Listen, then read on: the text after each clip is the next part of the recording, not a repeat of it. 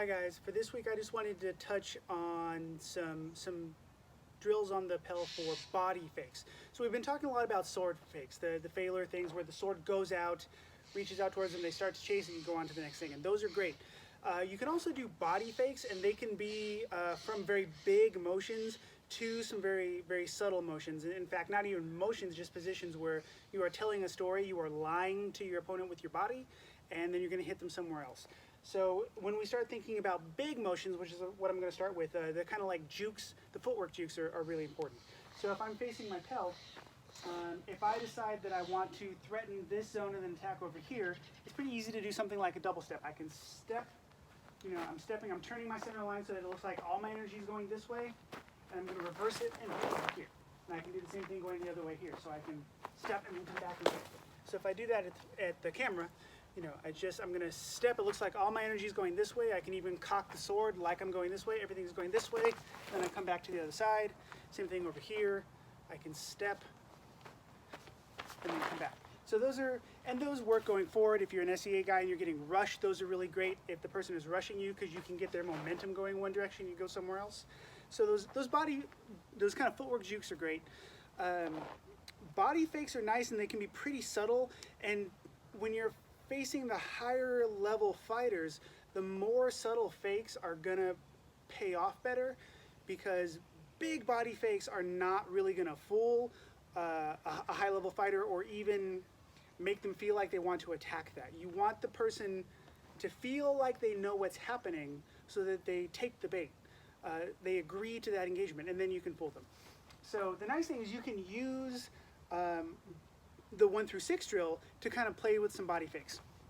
So one way you can do it is, instead of throwing a shot, you fake the body towards the shot. So if I'm doing 1, 2, 1, 3, I can throw 1, just give it a little turn. I want to think, how would my body look if I was throwing number 2? So 1, 2, 3. So this is different than when we were going 1, throwing the sword way over and then bringing it back in 3. That's lying with the sword, which is awesome. But this time we're trying to lie with the body. So now it's going to be 1, lie with the body, 3. 1, 2, 1, 4. So think about, pick a number in your 1 through 6, and instead of striking that number, lie with the body. So we can be 1, 2, 1, 3, 1, 4, 1.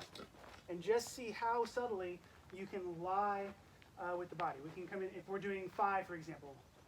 5, 2, 5, 3, 5, 4. Just how much can you lie with the body? Very subtly. And that's still motion based, and definitely do that. That's a really good one to do. So rather than pulling cuts, which we've covered in previous videos with the Meyer square, and you can certainly do it with the 4 openings drill as well. Think about, can I move the body like I'm going to throw? The nice thing about that is that can be faster, because if I lie with the sword, if I fling the sword out and I have to bring it back, you can do that very quickly. But if I can come here and lie with the body and then hit to the same side, for example, it's faster because I never put the energy of my sword out in front. So play with the 1 through 6, and rather than pulling a cut, see if you can just lie with the body and come back. The other thing I would practice for this week is see if you can, from a fairly basic position, threaten a target and then hit a different one. So this might not be necessarily something you try to do the 1 through 6 flow with, but it might be, can I, with my position, threaten number 2? Point my energy, look at where my hips are, look at where I am, threaten number 2. Everything looks like it's coming over there, and then hit a different target. Right? Or maybe I'm here, and if I'm here in this sword position with my hips and my shoulders the way they are, I very much look like I almost have to throw to the offside. So can I set this up in a way, everything looks like I have to throw to the offside, and then I throw to the onside. Or I look like I have to throw to the onside. I've turned my hips, maybe I do this one facing the camera, so I've turned my hips, my sword is over, all of the threat is being projected to this side, and then I throw somewhere else. So this might be, play with a mental game. Say, I'm going to threaten number 4, but actually hit number 2. Or I'm going to threaten number 4 and actually hit number 1. And see what kind of body position does it take to just lie to your opponent before you even move. Just, you know, some other examples. If I'm here, right, if I'm low, my sword is cocked.